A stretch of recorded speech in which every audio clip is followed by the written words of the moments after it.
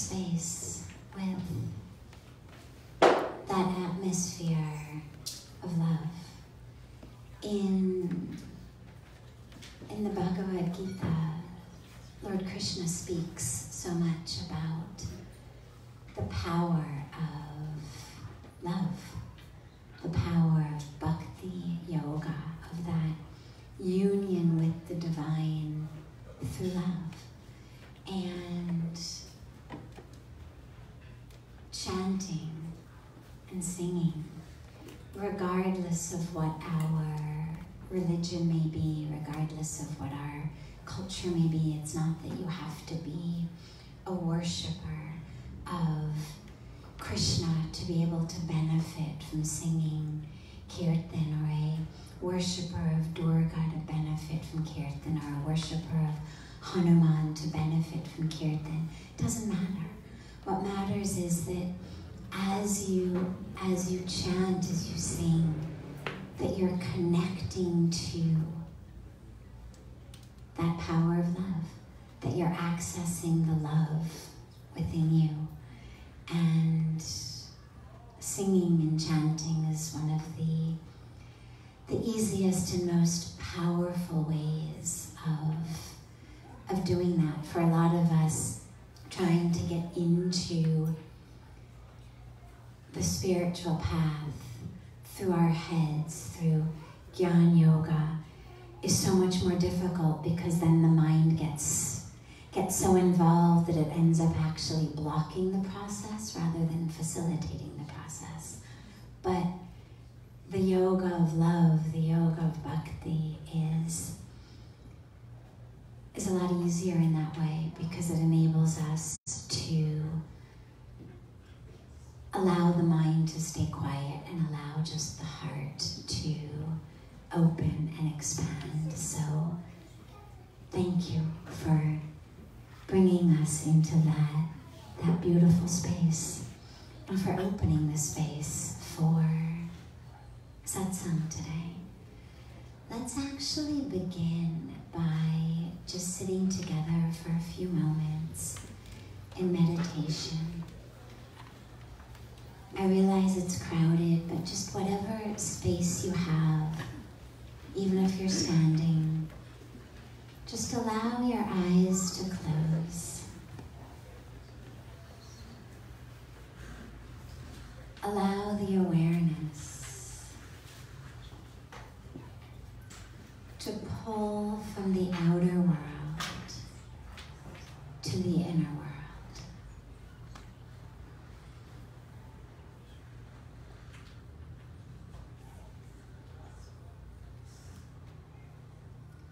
There will be sounds. There will be sensations. Meditation's not about pushing away the senses. It's not about trying to push away the smells or the feelings or the sounds, but simply withdrawing our attention from them and shifting our attention to the world within.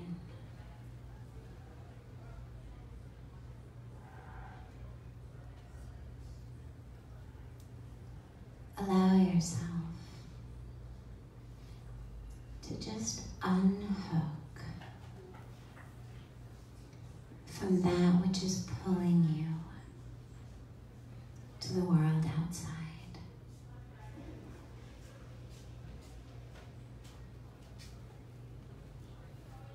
The thoughts, the sounds,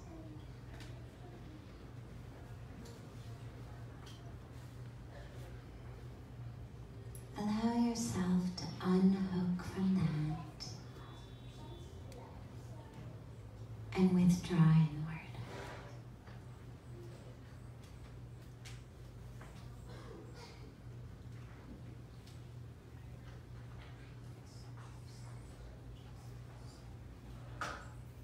Allow the awareness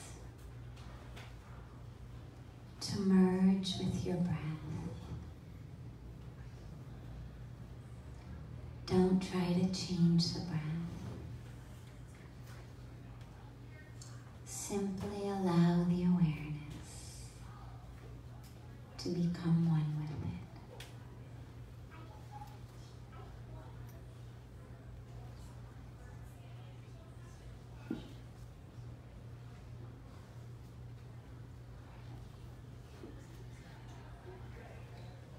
If thoughts come, sounds come, other sensations come, don't try to fight them, but just allow them to drift across your consciousness like wispy clouds blowing across a blue sky on a windy day. Keep the awareness focused on the space between the thoughts, that blue sky that's stable.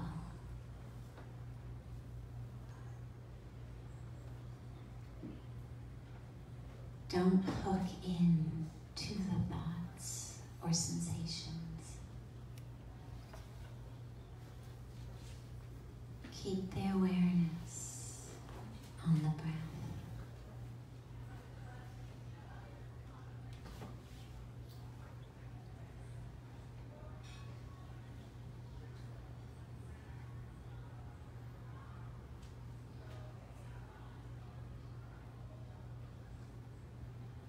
And as you exhale, on each exhalation, allow yourself to let go. Let go of another mask that you wear. Let go of a role that you play.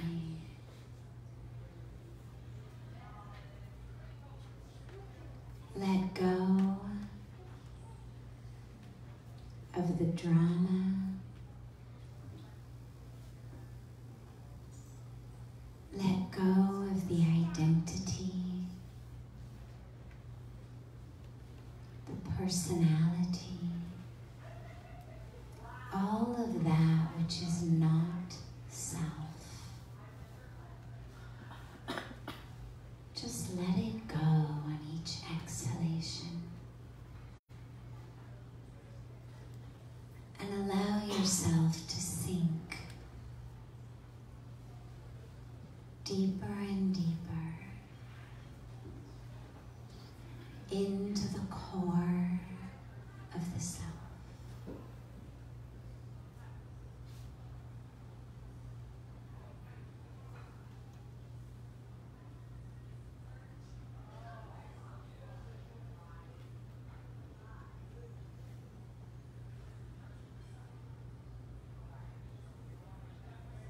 Dropping deeper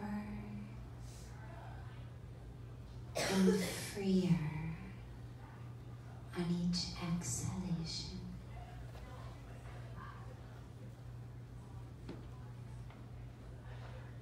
Let go of the history.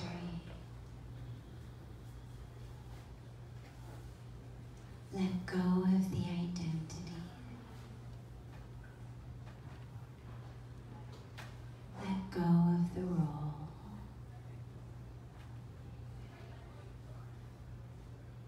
Let go of the expectation. Just breathe them out as you exhale.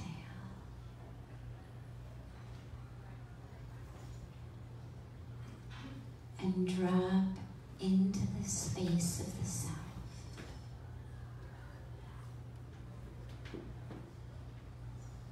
That is light,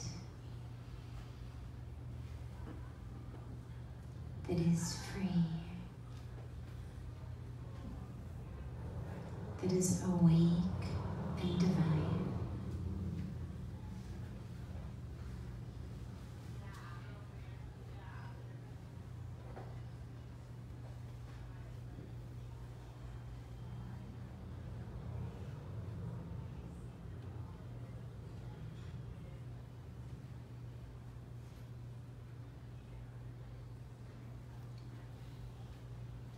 You can add a mantra to this as well if you'd like. If you find that the mind wanders, you can chant so on the inhalation, hum on the exhalation. So hum. It means I am that. I am that to which I pray. I am that upon which I meditate. I am one with the universe. I am that. So hum.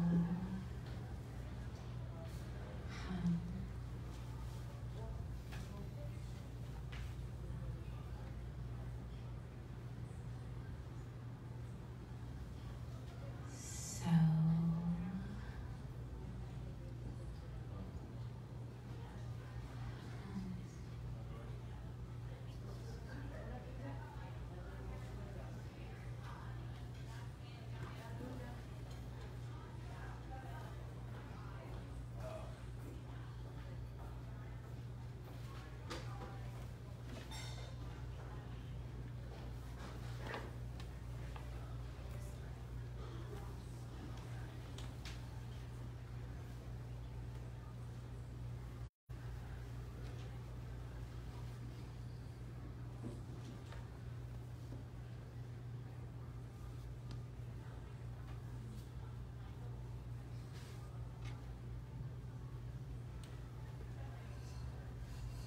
gently bring the palms together, chest level in Namaste, and rub the palms gently against each other.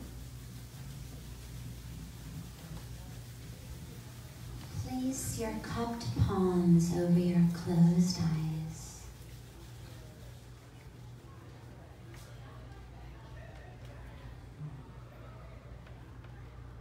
Slowly open your eyes into the palms of your hands.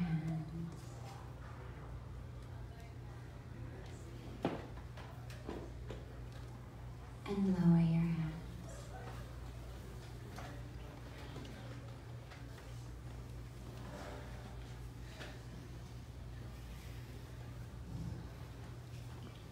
Welcome to Satsang.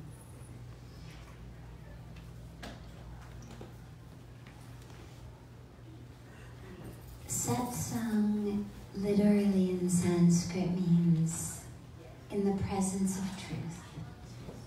It's not a time of prepared lectures. It's a time of delving together into the truth.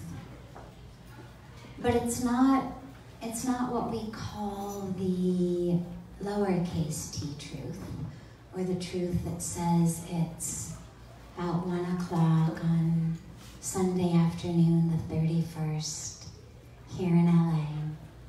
It's true, but it's true only right at this intersection of space and time. Right here, right now. It's true. But it's not going to be true even half an hour from now, right here. But even in this moment, it's not true for so many people in the world. Pick up the phone, call people in New York, call India, it's already tomorrow. So not just time difference, but date difference. So that's the lowercase t truth. But the truth that we speak about with satsang, what I call the capital T truth, is that which doesn't change. It's not dependent on where you are in the intersection of space and time. It's the truth of who we are. And again, not this space-time intersection that says, 48, female, American, sannyasi. It's true. true, but it's true at this intersection of space and time. If you were driving your car down the road and someone called you on the phone and said, "Who are you?" And you said, "I'm exit 40." They'd say, no, I didn't say, "Where are you?" I said, "Who are you?" And if you then said, now I'm exit 41, they would think that either your phone was super staticky, ran out of batteries, or you had lost your brain. We all intuitively understand that we are not the intersection to which our car has reached. But to say, if you say to me, "Who are you?" and I say, 48, female, white, American, sannyasi, it's literally the equivalent of saying, exit 40. It's where I am right now, where this vehicle has reached in this moment. Again, not a lie, but that's the answer to where are you, not the answer to who are you. And so satsang brings us into the presence of the truth because, and of course this comes up a lot with the, well, if I'm a good person, do I really need a spiritual path? I mean, like, why bother? How essential is it? And it's essential if you want any clarity in your life about what to do. Because we only can know what to do if we know who we are. So even if you say, well, I'm not on that spiritual quest for enlightenment, my highest goal is not spiritual awakening, my highest goal is not enlightenment, I just want to live a good life, still you need spirituality, because until you know who you are, you can't know what to do. And until you know who you are, you also can't break that chain of suffering. There's a beautiful line also in the Bhagavad Gita where Lord Krishna says that yoga is the cessation of the union with pain. Which is really interesting because the word yoga means union. But here we have it being described as the ending of the union, the breaking of the union with pain. Because the suffering that we experience comes because we don't know who we are. If I think I'm where I am rather than who I am, so I am this body, I am what's happened to it, I am its role, I am its career, I am how much money someone decides it's worth being paid every hour or week or month or whatever it may be. I am, whether it's culture, depending on where it's living, decides that it's too fair or too dark or too tall or too short or too fat or too thin or just fair or dark enough or fat or thin enough. Or if I am that, if I am the relationship, so-and-so's mother, so-and-so's father, so-and-so's husband, so-and-so's wife, so-and-so's employer, so-and-so's employee, the CEO. If I am those roles, the doctor, the engineer, the billionaire, the one who always gets the short end of the stick, the one who is selected against. Because of course the illusion, the ego runs the full spectrum. I'm the worst is on the exact same spectrum of ignorance and suffering as I'm the best. And that spectrum of ignorance is what causes suffering, because then of course I need something from the outer world. I need to be different. whether it's richer or thinner, or in a different relationship, or in this situation, or better at this, or more popular, or funnier, or more spiritual, or a better yogi, or a certified teacher. Whatever it is I need, what it means is right here, right now, I'm not enough. Right here, right now, I'm not whole and full and complete. Which means I have no idea who I am. And so in satsang, we dive into that truth. Well, who are we? Who is the I that doesn't change? We talk about soul, spirit, consciousness, love, energy, divinity, God, whatever term we use. That which doesn't change. So that breaking of the union with pain is the truth to which satsang brings us. And what we'll do is I'll ask Pujya Swamiji to bless us with a few words, and then we will open it up for questions. And there's no wrong questions, there's no silly questions or stupid questions. There's nothing that you should be embarrassed about. You know, there's always this preface of, well, this may be a stupid question, but there is no stupid questions. We always get, well, everybody else may know this, but, or this may be really small, but.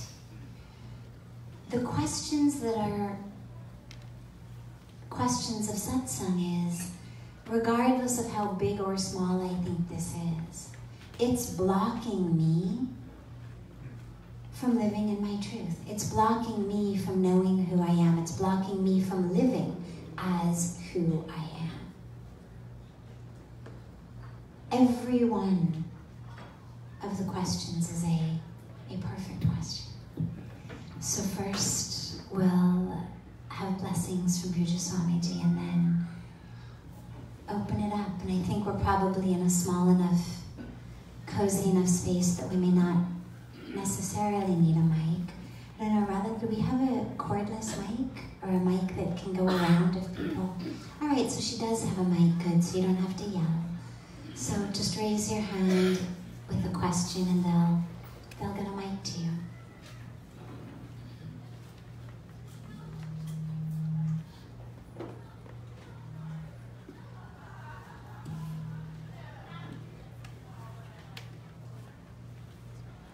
Mangalam Bhagavan Vishnu Mangalam Garudadhvaja Mangalam Pundarikaksho Mangalayatano Hari.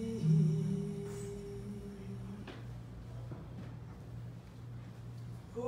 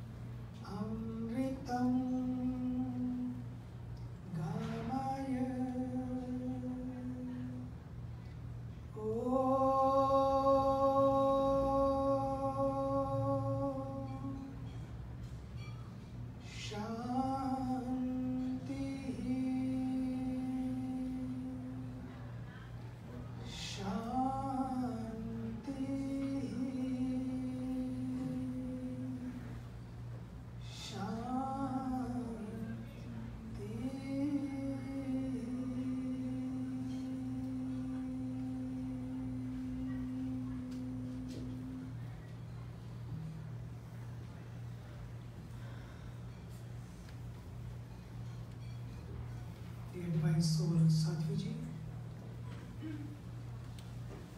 my dear sisters and brothers.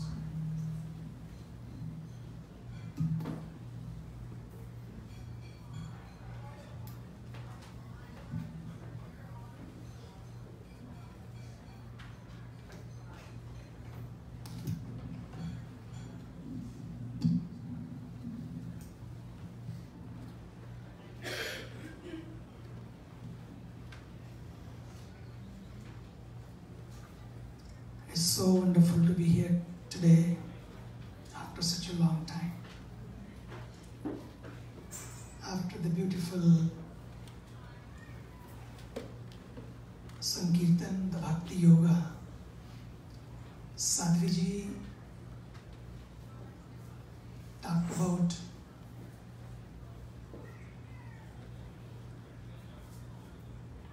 who we are and why we are here, and started with divine meditation. I was thinking, one mantra came to my mind to share with you.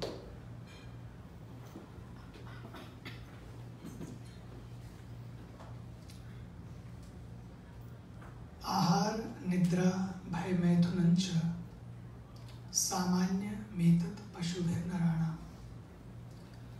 dharmo hi tesham adhiko visheshaha dharmena hinaha pashubhi samana.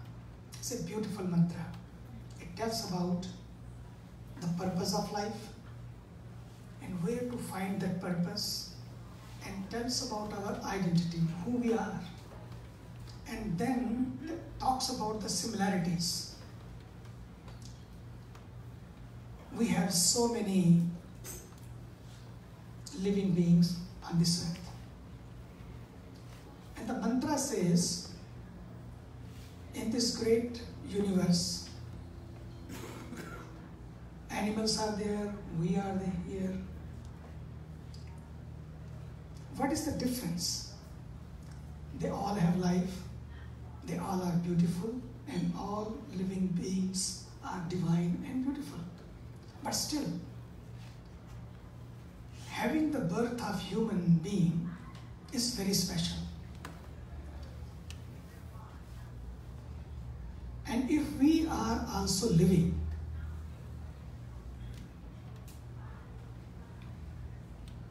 only like animals who have no purpose, they just came on this earth and living their lives. But even living their lives, if you realize, they are living sometime more purposefully than us. They are living with the law of nature than us. When I was very young, living in the jungle, I noticed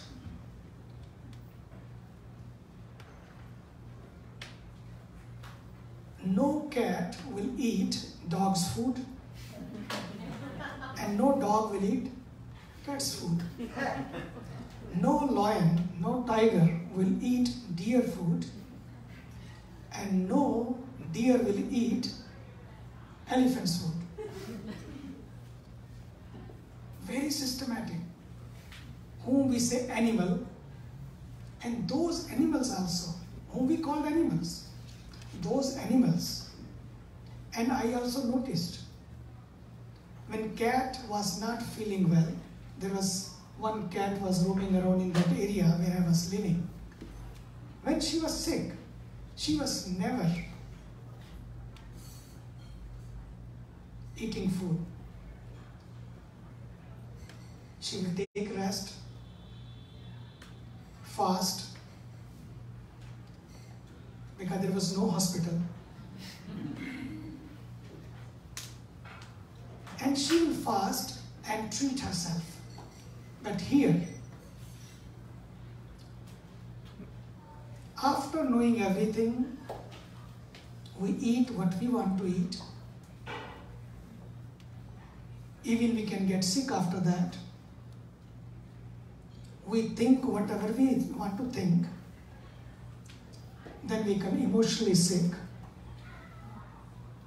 We treat the way we want to treat, even expecting from others to be treated well, to be treated right.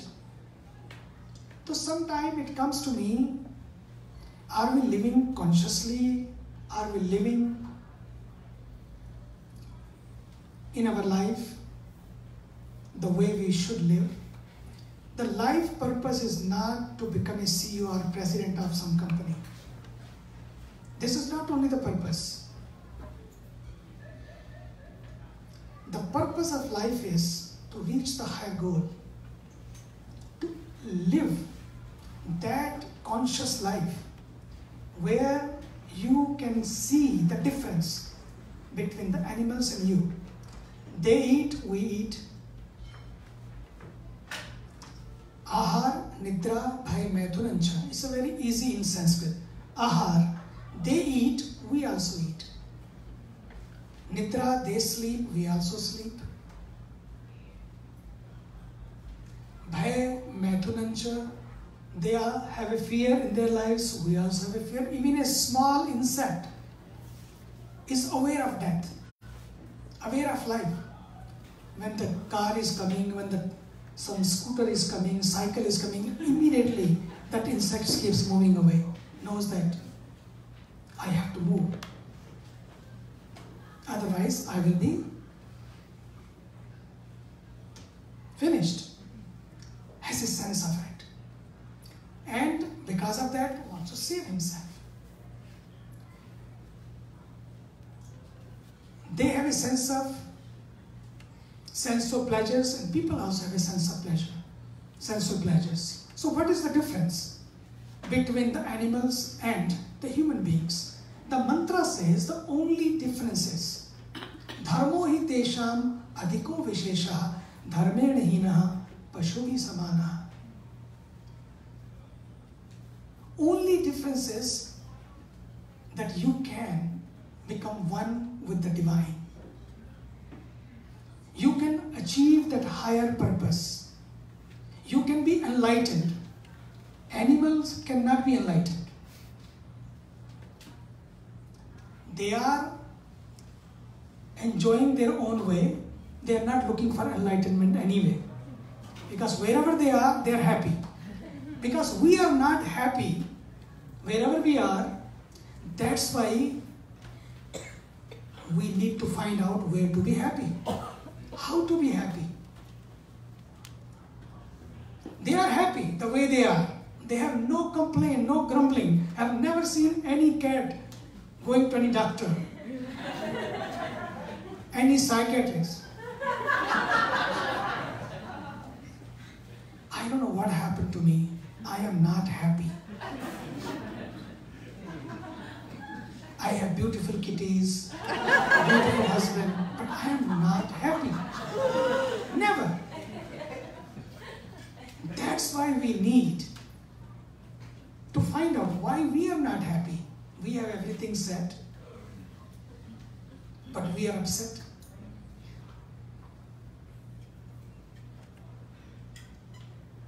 What is that which is not making us enough, done enough? Why we can't say enough? Why we need more and more, enough, but as Sadhviji was explaining, more and more. Even the lives, yesterday we were celebrating Sadhviji's mother's 75th birthday. Happy birthday to you again. She's here. And let us give a big round of applause for her.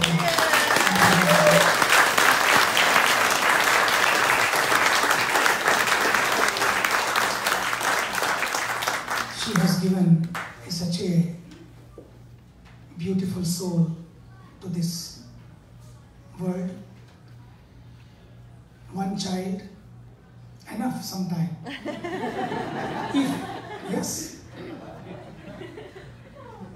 If that child has fulfilled the purpose of life, is not the how many years you live in your life, but how much life you have in your days or in your years is more important. Very important. That's what we have to ask ourselves. How much we have achieved is not the question. That achievement sometimes don't give us happiness, but how much peace I have in my life. We look back. That's why meditation helps us. When Sadhviji started with meditation, I was very happy. Meditation helps us. It's defined the purpose also in our life. And it's refined the purpose in our life. And through the meditation, you can find out how to live, where to find the purpose. And you can see in meditation, and second is introspection. You can see it. That are you reaching there? Are you finding your purpose? Are you finding your path? Are you there? You can see that. And our problem is when we are meditating, we close our eyes and our mind starts. Thousands places our mind goes. Without visa, without ticket, just you can reach to India. Immediately. It's amazing. Just like somebody has started so many TVs in one time. One TV was enough, but so many TVs, so many shows immediately start in every part of the mind. It's so amazing. But meditation, when we start, and our mind also starts. But with the mind, there is another thing. There's a prana. That's why she started with every exhalation and inhalation. Let go. Let go. Let go. The power of that energy, the vital prana, the force, vital force of prana, the energy is amazing. And if you concentrate rather than on the mind, where the mind is going, forget the mind. Let the mind wander. Don't worry about the mind. You just concentrate on the prana. Immediately, the moment you concentrate on the prana, the energy, when energy is moving upward and energy is moving downward, with your each exhalation and inhalation, you will be amazed that you will also become full of energy. You can see the freshness with every and each breath. That how powerful it makes you. And then you can bring the awareness. If you bring the awareness to every breath, then you see the power. It doubles in many ways. First, the power of mind, and other is power of energy. Power of your prana. Every day in meditation, few minutes, even few minutes, start your day with meditation. Sometime I know being in America is not easy, especially in California. Not easy. So many things, so many jobs, so many works. But if we can find little bit of time from our WhatsApp, from our social media, from our Instagram and Facebook, little bit of time we can save, and you will see that special 5-7 minutes saved by those social media, and you can put on yourself. Through the social media you go out, reach others, meet others, greet others, but spare the time and spend the time to meet yourself. To meet yourself. And then you will see the power of yourself. Then you will not be getting power from outside of outer world. Then you will know the power of inner world. The rishis, the sages who were living in the jungle, they had no Wi-Fi. No Wi-Fi. But all the time the concentration was in the jungle, why I am here on this earth? Why I? Not Wi-Fi. Why I? And all the time one thought as Sadhviji started. And with that consciousness, with that awareness, they found the purpose of their life. Even they were doing nothing there. Being in the caves, being in the mountain, they found the purpose. And they given the mantras to the world. Such amazing mantras to the world that how to live. Being there, being far away, but they found out. Not connected to the world, but they given to the world. How to live, why to live. And every mantra gives, even in the family, small family we have, but sometimes we are not living in that family peacefully. And they have given the mantra how to live in peace with the world, how to bring peace to the world. It means they found out the way, and this is the way. Go inward. Find few minutes every day, meditate. And before you sleep, introspect. Whatever happened during the daytime, introspect. That was I living consciously or not? During the daytime, whenever incident takes place in everybody's life, anger, greed, jealousy, so many petty complaints, so many small things. And when you are living consciously, you can see them, how they are affecting you, how they can impact you, and how you can be aware of them and save yourself. If the anger is coming, you can see the anger. Anger is entering the door to going to affect you, and you can stop them. Hey, come on, not for me. You can be that aware. The greed is coming, the lust is coming. The grudge is just trying to enter. The jealousy is just trying to enter in your mind. And you can see that because you are so aware because of meditation. And before it attacks on you, you just grab and say, thank you, not welcome, go back. That can happen. That's why meditation and introspection is very, very important. These two things we must do every day.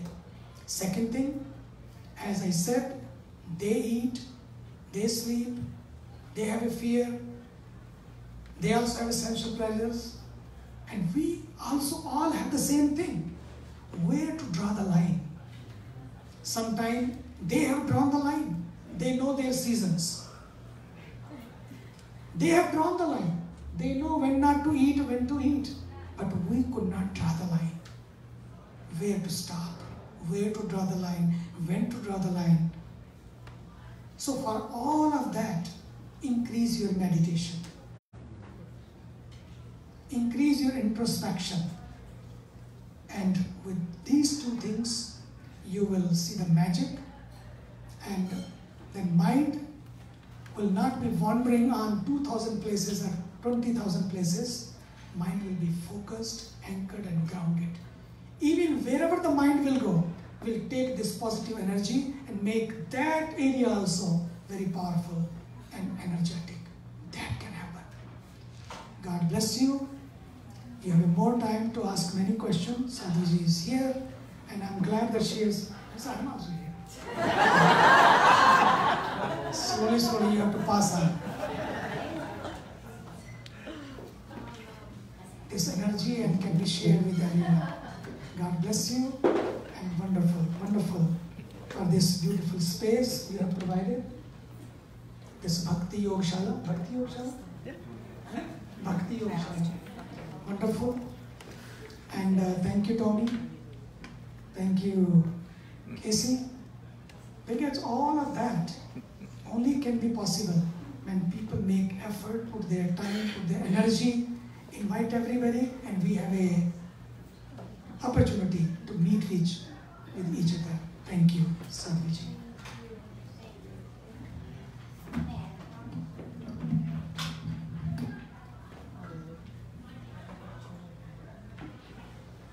before we go into the questions, I actually wanted just to, those of you sitting here, we've got so many people standing in the back, but if those of you who are sitting could just move up a little bit.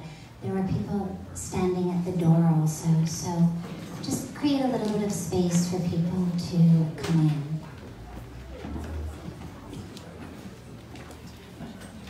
And she's got a cordless mic. Fantastic.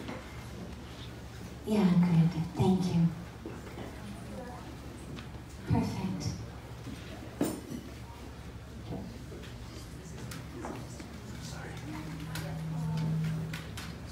Thank you so much for being here.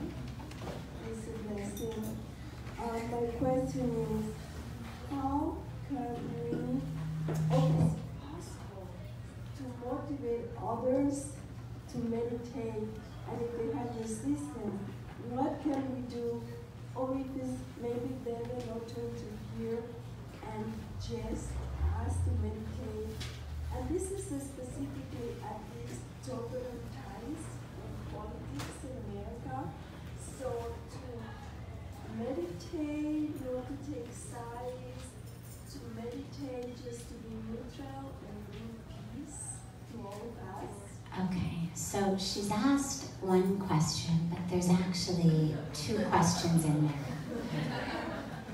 She began with, and I'm bringing this because they're actually two very important but different questions.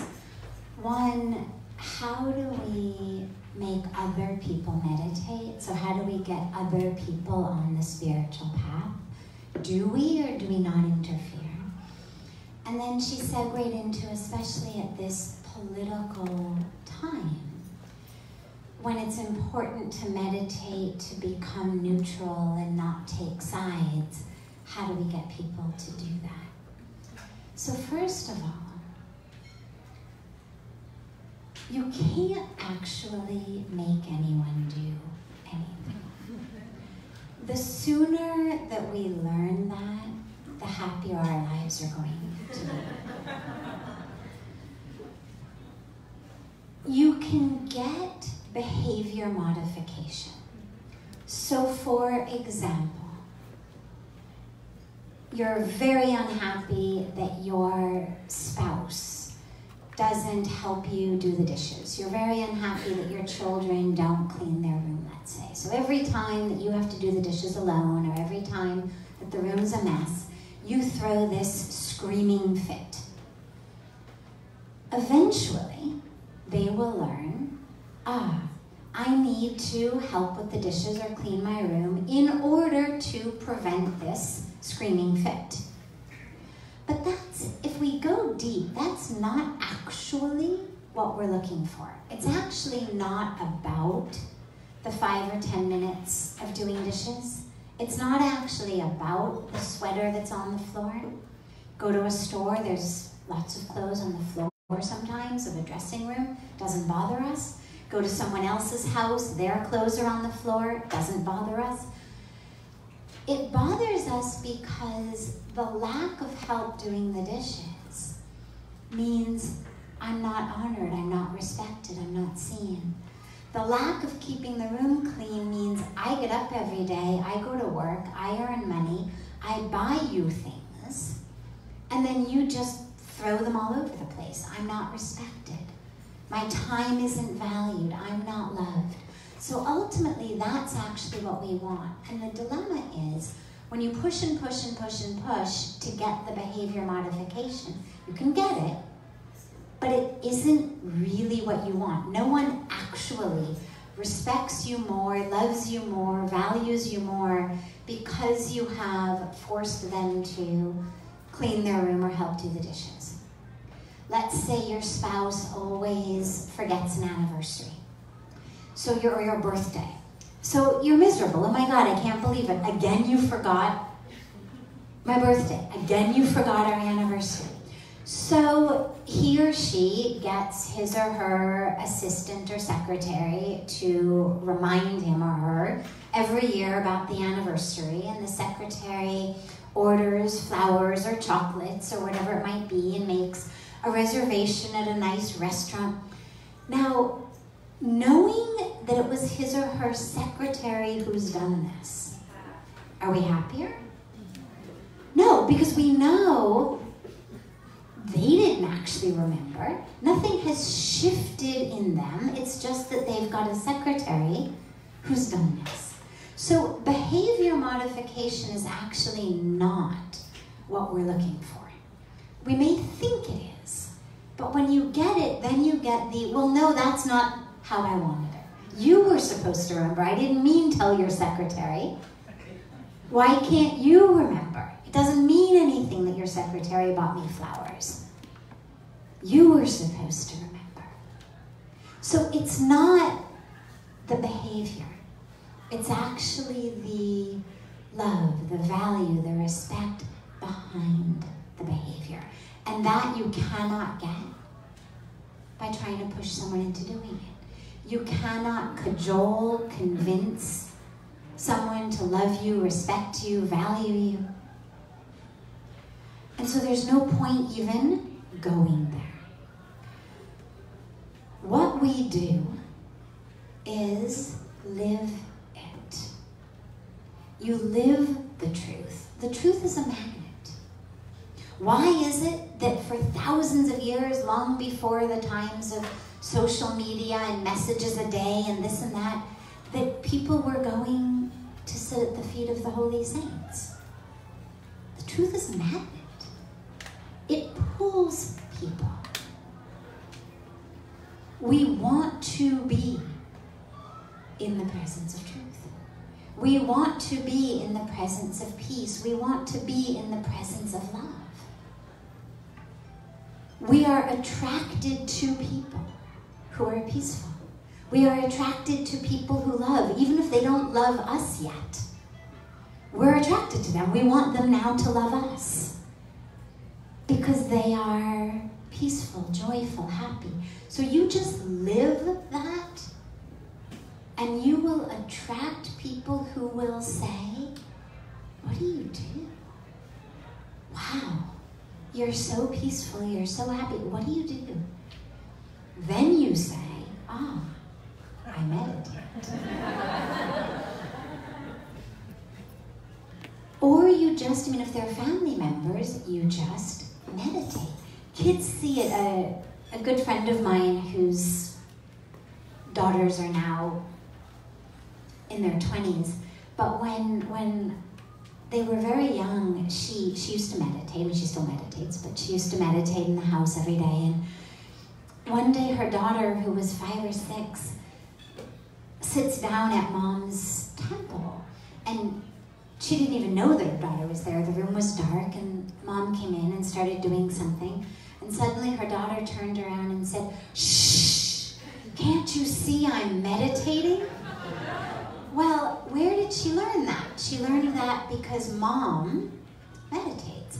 And clearly, when Mom emerged from meditation, Mom was so different that even though Mom didn't say to her, you should meditate, she understood, there's something there.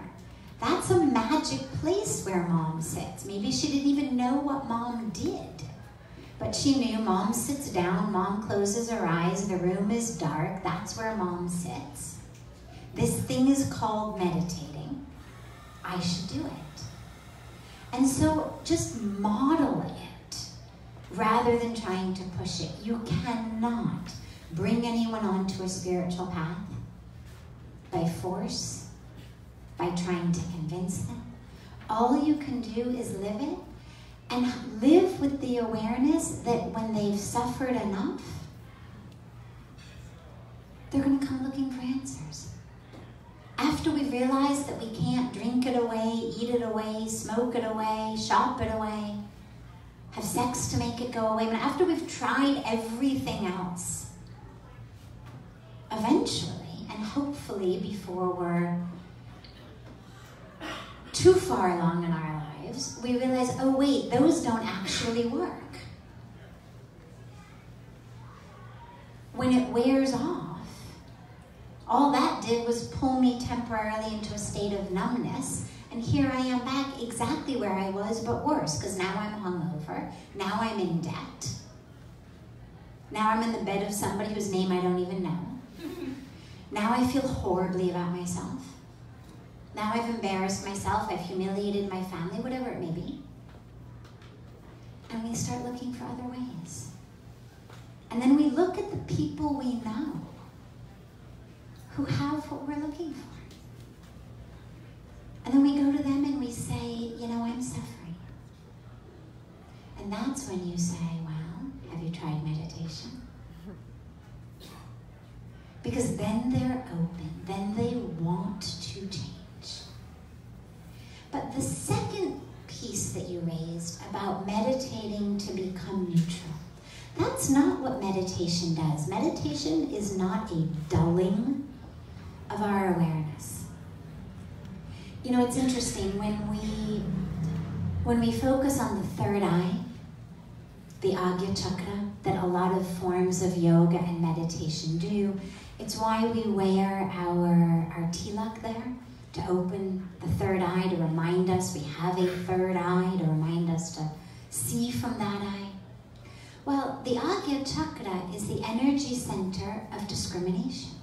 That's what it is. Now, most of us think, well, discrimination's bad. Well, no, not this type of discrimination. It's discrimination between truth and untruth. That's a crucial power to have. That is not something we are looking to dull, but it is something we are looking to awaken. The incarnations of the divine in the Hindu tradition, it's a core tenet that the divine incarnates, manifests in form on earth in order to bring back light to the darkness, to restore dharma to adharma. Well, first we have to know what's dharma, what's adharma, what's light, what's darkness. But if God, himself, herself, itself, their selves, is concerned enough about restoring light to darkness, dharma to adharma, that they're going to come onto earth in form to do it, well, clearly then our highest goal is not that we should learn how to ignore it. God is concerned enough that he's going to come right on earth and take a form and help restore dharma. But we should meditate so that we can not be bothered by adharma. So that's not actually where we're going, even in the current situation or in any situation. We meditate in order to help us understand that it's not about me. Because otherwise my activism becomes about me. I'm the loudest, I'm the brightest, I'm the angriest, I'm the most passionate. I've gotten the most likes on my Facebook post about whatever's happening in our current political situation. I've done the most picketing. I've signed the most number of petitions online, whatever it may be. It's about me. We meditate so that we can get out of the way. We meditate so that we can become clear channels for the divine to flow. Enlightenment is not about, oh, now I'm in peace and the rest of you can just keep suffering until you figure it out also. It's not my light and your hell.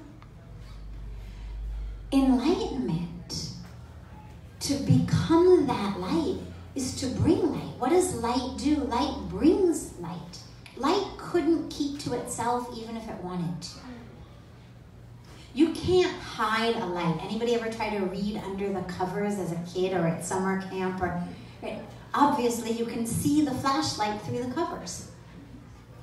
You cannot, even when you're trying to hide light, you cannot.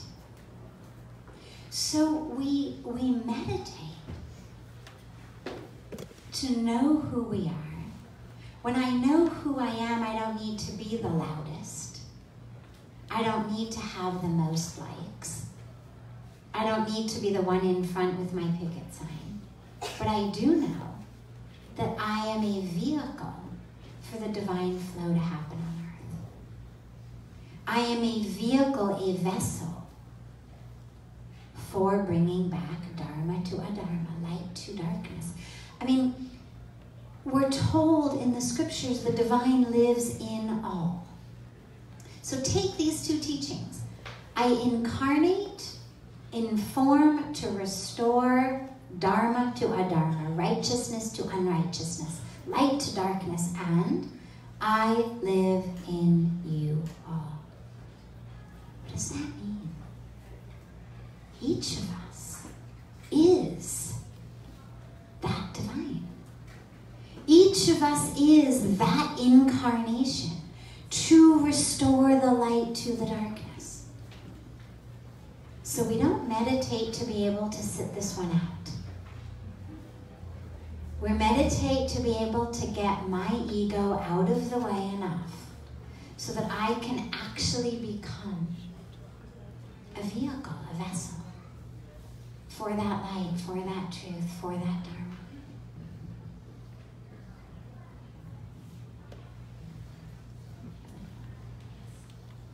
I can talk loud. Fantastic. There's a question that was posed to me yesterday, and I didn't have answers for it. It says the world man has evolved, he's got Wi-Fi, TV, all the things he has progressed in life, the human being. But what has God progressed? When has God No, progressed? what progress has God made for us on this earth? That's a very difficult question. I couldn't answer it. Well, so when I was growing up in California, there was a bumper sticker which said, "A woman needs a man like a fish needs a bicycle." Now, okay, so this was the 80s in LA and San Francisco, but I share that because unless you came from that culture, you'd think, well, that doesn't make any sense. What does a fish have anything to do with a bicycle?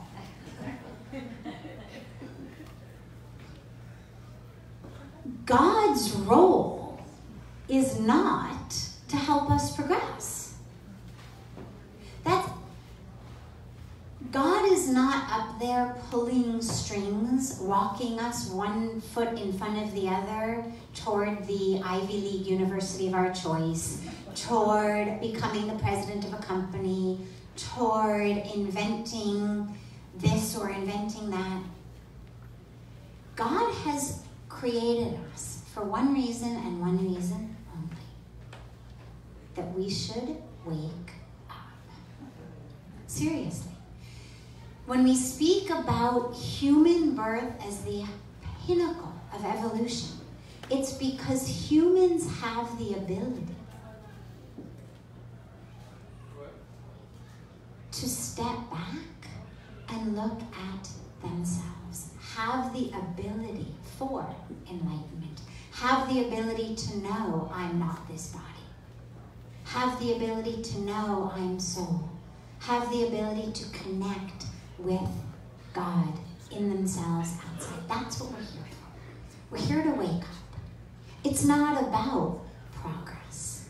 It's not about the roads and the buildings and the electricity. It's not about our intellectual prowess. It's not about our scientific prowess. It's about waking up. Now, God has given us free will that we use sometimes well, sometimes not quite so well. But ultimately, the point is that we should progress to a point when we finally realize, I've got all the roads built, I've got the house, I've got everything, but actually I'm no happier. As Pujya Swamiji said, everything is set, but I'm upset. The Dalai Lama said so beautifully, he said, you can have the most beautiful penthouse flat, the highest floor of the building, but if you're depressed, all you're going to be looking for is a window from which to jump out. So it's not about the progress. It's about, can I get to a place where I finally realize, oh wait, it's not actually about that. You know, my academic background is psychology, and in psychology there's a study that they do that I love. It's a well-known study, and they take a bunch of subjects and they have them watch a basketball game, a video of a basketball game. And they tell them that the purpose, the task, is to count how many baskets each team makes. The white team, the red team. So at the end of the few-minute basketball game, there's a questionnaire test. How many baskets did the red team make? Almost everybody gets it all right. How many baskets did the white team make? Almost everyone gets it all right. And then there's a third question. Did you notice anything else? More than 50% of the subjects, and remember that the subjects in these studies are always students. They're university students, they're graduate school students, they're smart people. More than 50% said no. Now it turns out that halfway through the basketball game, a massive gorilla, or rather a person in a massive gorilla suit, comes onto the middle of the basketball court and proceeds to dance.